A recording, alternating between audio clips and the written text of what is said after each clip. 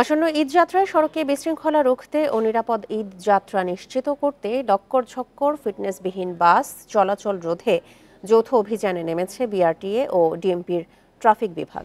এই ঈদে জামা জুতো অ্যাকসেসরিজের ডিসকাউন্ট। বেলা 11:30টার দিকে গাবতলী এলাকা থেকে এই অভিযান শুরু করা হয়।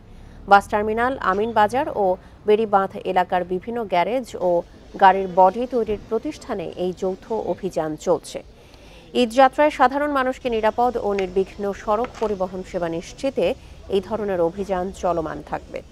কোনো গ্যারেজ বা প্রতিষ্ঠান বেআইনি উপায়ে ফিটনেসবিহীন যানবাহন রাস্তায় নামালে তাদের বিরুদ্ধে কঠোর ব্যবস্থা নেওয়া হবে।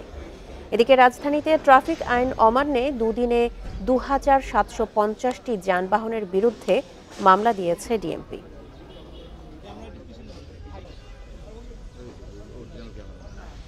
যে সমস্ত গাড়িগুলো রাস্তায় যে নষ্ট হয়ে যেতে পারে এবং যার ফলে অনেক দীর্ঘ যানজটের জ্যাম সৃষ্টি হয় আপনারা জানেন, তার ছাড়া অ্যাক্সিডেন্টেরও ঝুঁকি বেড়ে যায়। তো এগুলো যাতে কমিয়ে আনা যায়, তো সেই লক্ষ্যেই আমরা কাজ করছি। খারাপ গাড়িগুলো রাস্তায় নামানোর চেষ্টা করে থাকে, সেটা যেন না হতে পারে এই জন্য আমরা ওয়ার্কশপে আমাদের যেসব মালিকেরা আছে, বাস মালিকেরা থাকছে, তাদেরকে আমরা সচেতন করছি, সতর্ক করছি যাতে এই ধরনের কাজ থেকে তারা বিরত থাকে।